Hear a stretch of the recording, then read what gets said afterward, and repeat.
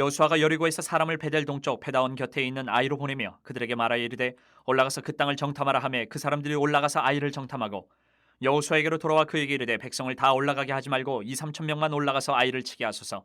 그들은 소수이니 모든 백성을 그리로 보내어 수고롭게 하지 마소서 하므로 백성 중 3,000명쯤 그리로 올라갔다가 아이 사람 앞에서 도망하니 아이 사람이 그들을 36명쯤 쳐 죽이고 성문 앞에서부터 스바림까지 쫓아가 내려가는 비탈에서 쳤으므로 백성의 마음이 녹아 물같이 된지라. 기도드리겠습니다. 하나님 감사합니다. 오늘도 우리가 주님 앞에 나갑니다. 은혜를 베풀어 주십시오. 주의 말씀이 우리 가운데 자리 잡게 해주십시오. 말씀이 우리 삶을 인도하게 하시고 주장하게 하여 주시옵소서. 이 자리에 없는 많은 지체들, 주님 그들이 예배를 기억하고 사모하는 이 시간 주님을 찬양할 수 있게 해주십시오. 주님 졸업하고 신학기를 앞두고 있는 많은 지체들 주님께서 지혜롭게 하시고 또 취업을 앞두고 있는 지체들 그들에게 형통한 길을 열어주셔서 주님을 예배하는데 부족함이 없는 그러한 새해를 맞이할 수 있도록 주님께서 신학기를 맞이할 수 있도록 은혜를 베풀어 주시옵소서. 예수님 이름으로 기도합니다. 첫 번째 패배, 우리 지금 이제 요단강을 건너서 이스라엘 백성이 가나안 땅을 정복하는 그 과정을 이렇게 가고 있어요. 이제 요단강을 건넜어요. 여리고성을 일주일 동안 이렇게 한 바퀴씩 마지막 날 7바퀴를 돌고 소리를 쳐서 정복을 했어요. 그 다음이 오늘 나옵니다. 그런데 여기까지 승승장구라는 표현이 필요해요. 요단강을 걸어서 건넜어요. 와, 기가 막히잖아요. 그리고 그 가장 크고 엄청나게 큰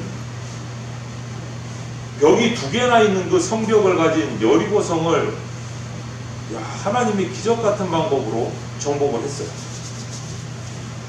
요동 동편에 있는 그 저항 세력들을 차례차례 무찌르는 거예요. 승승장구지. 사기가 어떻겠어요? 이스라엘 군대의 사기가 하늘을 찌르는 거지. 총칼 한 번 안 휘두르고 소리만 쳤는데 막 성이 무너져 내렸어요. 엄청난 거지. 그런데 의외의 복병이 또 등장을 한 거예요. 그래서 이스라엘을 완전히 깜짝 놀라게 하는 거죠. 그것이 오늘 나오는 이 아이성 전투의 패배, 아이성 전투. 이름도 어떻게 이게 아이성이 한글은 아닌데 이름도 또 아이예요, 그죠? 독특하게 이 아이성. 여리고에 비하면 규모가 정말 작은 성이에요. 여리고성을 무찌른 그 여세를 몰아가면 이거는 뭐 문제도 안 되는 거예요. 너무 작은 성이니까. 조그만 여리고에 비하면 너무 작은 성이니까. 그런데 여리고를 무찌른 여세를 몰아 충분히 이길 수 있을 것이라고 예측을 했는데 뚜껑을 열어보니까 완전히 다른 결과가 나왔어요. 오늘 그게 무슨 일인가를 살펴보고 왜 이들이 뜻밖의 패배를 당했을까? 여리고성보다 자꾸 규모가 조그만한 성인데 그 이유를 오늘 이거 왜 패배를 당했을까? 그거를 봅니다. 여호수아는 여리고성 전투를 정말 성공적으로 딱 마치고 지체하지 않고 그 다음 공격 아이성을 향해서 달렸습니다. 적을 알고 나를 알면 승리할 수 있다. 이거기 때문에 아이성을 또 살피러 정탐꾼을 보냈습니다. 여기 이제 지도가 나오죠. 한번 보세요. 여기서 요단강을 건넜어요. 그리고 길가를 지나서 여리고성을 공격해서 기가 막히게 성공을 했어요. 여리고성을 정복했어요. 그 다음 2차 공격이 이쪽으로 올라가서 여기 아이성 여기를 공격을 하는데 정탐꾼을 보냈어요. 저 7장 2절 같이 한번 읽어볼까요? 시작. 여호수아가 여리고에서 사람을 베델 동쪽 벳아웬 곁에 있는 아이로 보내며 그들에게 말하여 이르되 올라가서 그 땅을 정탐하라 하매 그 사람들이 올라가서 아이를 정탐하고. 이 아이성의 상황을 살피기 위해서 정탐을 보낸 거는 좋아. 문제가 없어. 여리고 전투를 할 때도 정탐꾼을 보냈잖아요. 그래서 딱 상황 파악을 하고 왔단 말이에요. 그런데 다른 것이 딱 있어. 거기까지는 같아. 정탐꾼을 보내서 상황 파악을 하고 온 것까지는 같아. 근데 다른 점이 뭐냐? 여리고 전투를 앞두고서는요, 여호수아는 그 성을 하나님께서 이스라엘 백성에게 붙이셨다는 명확한 응답을 들었습니다. 또 읽어볼까요? 6장 2절 말씀. 여호와께서 여호수아에게 이르시되 보라 내가 여리고와 그 왕과 용사들을 내 손에 넘겨 주었으니. 이 응답을 받고 여리고성으로 들어가서 한 바퀴씩 돌고 전쟁을 했단 말이에요. 그래서 승리를 했어요. 그런데 아이성 전투의 경우에는 아직 이 전투를 하나님이 기뻐하시는지 여리고성처럼 손에 넘겨주셨는지 아무런 응답 확실하지 않은 상태에서 병사들을 전투로 나가게 했어요. 이 점이 다르죠. 이 점.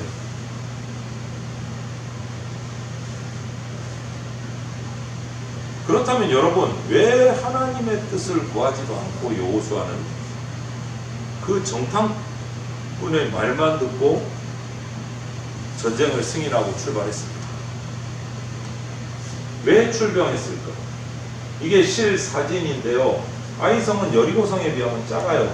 그만큼 조그만 여리고성입니다. 그 궁금증, 왜 이렇게 하나님의 음성을 듣지도 않고 출발을 했을까? 아이성에 대해서 잠깐 알아볼 필요가 있는데, 우리가 읽은 본문 중에 2절에 나오는 표현대로 이 정탐꾼들이 갔다 와서 올라가서 그 땅을 정탐하라 하니까 정탐꾼이 가서 정탐을 쫙 하고 왔어요. 올라가서라는 말이 뜻이 약간 언덕 위에 있어요. 언덕 위에 있어요. 언덕 위에 있어요. 해발 고도가 기록을 보니까 800m 정도 돼요. 여리고에 비해서는 조금 더 높은 위치에 있는 성읍이지만 규모가 작고 성벽이 약해요. 그래서 이 정탐꾼들이 갔다 왔어요. 정탐을 딱 하고 왔어요. 그리고 나서 보고를 해요. 그것이 이제 이 3절 말씀이에요. 정탐꾼의 보고. 여호수아에게로 도와서 그에게 이르되 백성을 다 올라가게 하지 말고 2,3천 명만 올라가서 아이를 치게 하소서. 그들은 소수이니 모든 백성을 그리로 보내서 수고롭게 하지 마소서. 정탐꾼의 보고예요. 작아서 다 올라갈 필요도 없고 한 2,3천 명 군대만 올라가면 될 것 같습니다. 그래서 여호수아가 몇 명을 보냅니까? 4절에 보면 3천 명 보내요. 3천 명. 정탐꾼의 보고에 맞춰서 3천 명을 보내요. 가볍게 제압할 수 있을 거라고 여겼어요. 그 3천 명의 군사를 보내요. 근데 그 결과는 부끄럽기 짝이 없는 거지. 그 소수의 작은 아이성 사람들에게 쫓겨서 이 3천 명이 들어갔던 군사들이 도망쳐서 내려옵니다. 그리고 그 결과 그 전투에서 36명이 죽고 말았어요. 승승장구하던 이스라엘 군대의 부끄러운 첩패래요. 백성의 마음이 그냥 녹아내리는 거지. 녹아내리는 거지.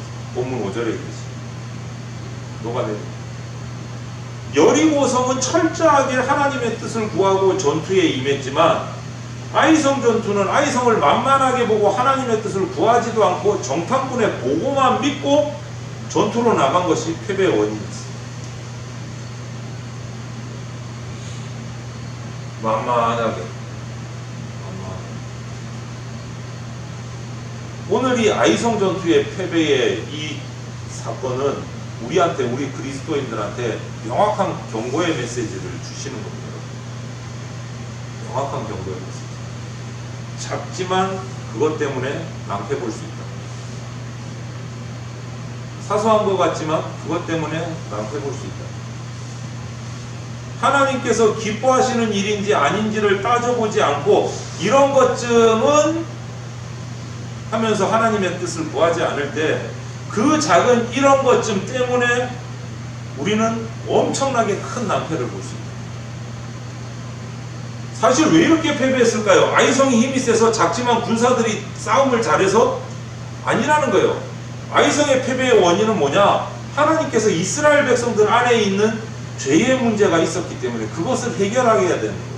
그 해결되기 전에 나갔기 때문에 그 죄의 문제를 해결하기로 원하신 거예요. 여호수아 7장 1절을 보면 여리고성 전투에서 나갈 때 하나님이 이스라엘 백성에게 명령하신 게 한 가지 있어요. 여리고 전투, 이 당시에는 전투에서 이기면 그 지역의 모든 폐물들을, 사람들을 다 노예 삼고 완전히 전리품을 가져온단 말이에요. 전쟁에 이기면, 중세시대는. 그런데 예수님이 여리고성에서는 아무것도 취하지 말라 그러셨어요. 전리품을 아무것도 가지지 말라 그러셨어요. 그래서 다 그렇게 한 줄 알았어. 그런데 하나님의 명령을 어긴 사람이 한 명 있었다. 몰래. 아무도 몰랐어요. 아간이라는 사람이 전리품을 취해갖고 자기 집 밑에다가 땅을 파서 숨겨놓은 아무도 몰랐어. 근데 하나님은 아셨어요. 그래서 진노하셔서 아이성 전투에서 패배하게 만드셨어요. 아이성이 강해서가 아니야. 하나님 앞에 번제했기 때문에. 아가는 얼마나 노력했어요. 아무도 모르게 좋은 걸 가져와가지고 땅을 파서 집 밑에다가 묻었으니까 다음에 가져갈 때 가져가려고 엄청 주의했겠죠. 안 들키려고. 아무도 몰랐어요. 지도자도 몰랐어요. 여호수아도 몰랐어요. 그러나 여호수아가 아이성 전투를 앞두고 하나님께 제대로 묻고 응답을 받았다면, 정탐꾼의 보고만 믿지 않고 하나님께 묻고 하나님의 응답을 받았다면 아마 하나님께서 여호수아에게 알려주셨습니다. 아이성 전투를 나가지 않도록 하시고 문제를 해결할 수 있도록 음성을 주셨습니다. 근데 하나님의 음성을 들을 생각 안 하고 정탐꾼 보고만 믿고 3,000명만 가면 간단히 끝낼 수 있습니다. 갔다가 패배했습니다. 너희에게 나의 명령을 어긴 사람이 있다. 그러니까 이것을 해결하고 전투에 나가야 된다. 분명히 말씀해 주셨을 거라. 근데 그 음성을 들을 준비를 하지 않았다. 여호수아는 그 말씀을 하나님께 들을 수가 없었어요. 왜? 기도하지 않았으니까. 기도하지 않았으니까 들을 수가 없어요. 정탐꾼의 보고만 듣고 나갔어요. 하나님께 기도하지 않았어요. 아이성 전투를 하나님이 원하시는지, 지금 나가서 전쟁을 해도 되는지 아무것도 안 물어봐요. 아이성이 만만하게 보인 순간 하나님에 대한 기도가 사라져버려요. 저 정도는 우리가 다 해결할 수 있겠네. 굳이 기도하지 않아도. 교만한 마음, 교만. 이 정도쯤이야. 아간의 죄악도 무섭지만 여러분, 오늘 이 첫 패배, 아이성의 패배를 통해서 아간의 죄악도 무섭지만 하나님 앞에 나가서 묻지 않고 사람의 힘과 이것만 믿고 전투를 밀어붙인 여호수아의 그 순간적인 교만도 패배의 가장 중요한 원인이다. 여러분 어때요? 크리스찬으로서 내 마음속에 이런 것쯤은 하는 아이성 같은 그 교만이 없는 길을 위해서 이것까지 뭐 기도할 필요 있겠어? 내가 해도 충분히 할 수 있을 것 같아. 그런데 여러분, 하나님의 생각은 우리 생각하고 달라요. 하나님의 생각은 우리 생각과 달라요. 작은 것일지라도 이것이 정말 하나님 뜻에 합당한 건지 늘 묻고 대화하기를 원하세요. 그렇게 하기를 원하세요. 여호수아의 발목을 잡은 그 첫 패배에 쓰라린 아픔을 준 아이성처럼 우리 인생을 패배하게 만들고 그렇게 패배의 구덩이로 몰고 가는 것은요, 큰 일이 아니고 아이성처럼 사소한 거예요. 그것을 하나님께 아뢰고 하나님과 교제하지 않아서 우리가 패배할 수 있다는 것, 실패할 수 있다는 것을 우리가 기억을 해요. 승승장구 잘 나갈 때 늘 조심해야 돼요. 늘 조심해야 돼요. 우리 마음이 교만해질 수 있습니다. 우리 안에 잘못된 부분이 있고 하나님께서 그걸 정결하게 하시기를 원하는데 그게 먼저인데 우리는 그걸 모르고 살아갈 때가 있어요. 기도하지 않았어요. 기도하지 않았어요. 잘 나간다고 해서 하나님이 기뻐하시는 삶을 내가 바르게 살고 있다는 착각을 안 해야 돼요. 내가 잘 나는 것은 하나님이 잘 나가게 해주시는 것이다. 아니요. 그렇지 않을 수도 있어요. 그러니까 그걸 물어야 돼. 하나님. 기도해야 돼. 기도해야 돼. 우리 속에 아주 작은 부분이라도 하나님과 대화하는 그 습관이 우리 가운데 있어요. 그분의 뜻을 구하고 말씀 속에서 그분의 답을 찾고 음성을 듣고 그때 내 죄악도 찾아낼 수 있고 교만함도 꺾을 수 있고 정결함으로 나갈 수 있고. 아간 한 사람의 죄악으로 많은 병사들이 죽임을 당했고 그 작은 것 하나까지도 철저하게 구하지 않는 지도자 여호수아로 인해서 패배가 왔다는 것을 우리가 기억을 해요.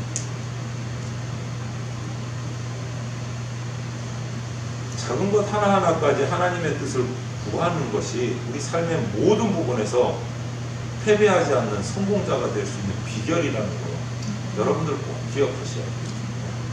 이것쯤이야 라는 생각을 하지 맙시다. 하나님 앞에서. 하나님 앞에서. 그래서 항상 작은 것 하나도 하나님과 얘기하고 대화 나누고 말씀을 통해서 하나님의 음성을 발견하고 듣고 그 말씀에 따라 순종하고 그렇게 주님과 계속 한 걸음 한 걸음 같이 나갈 수 있는 그러한 삶이 크리스찬이 성공하는 방법이다 라는 것을 우리가 기억하고 한 걸음 한 걸음 주님과 동행하는 삶을 살아가는 그러한 우리 다음 세대 되기를 주님의 이름으로 축원을 드립니다. 기도드리겠습니다. 하나님 감사합니다. 오늘도 우리가 다음 세대 예배로 주님 앞에 나가게 하시니 감사하고 주님 아이성의 패배의 사건을 우리가 보면서 정말 사소한 것 하나도 주님 앞에서 대화하고 나누고 내어놓고 주님의 뜻을 묻고 주님과 이야기하고 주님과 의논하는 삶이 우리 다음 세대 가운데 있게 하여 주시옵소서. 그래서 우리 다음 세대를 통해서 주님께서 이루고자 하는 비전들을 이루어가는 멋진 주님의 일꾼, 주님께 쓰임받는 아름다운 인생들, 성공하는 인생, 패배를 모르는 인생 될 수 있도록 주님께서 우리를 역사하여 주시옵소서. 날마다 묻고 행하며 순종하는 우리 다음 세대 되게 하여 주시옵소서. 감사를 드리며 예수 그리스도 이름으로 기도합니다. 아멘.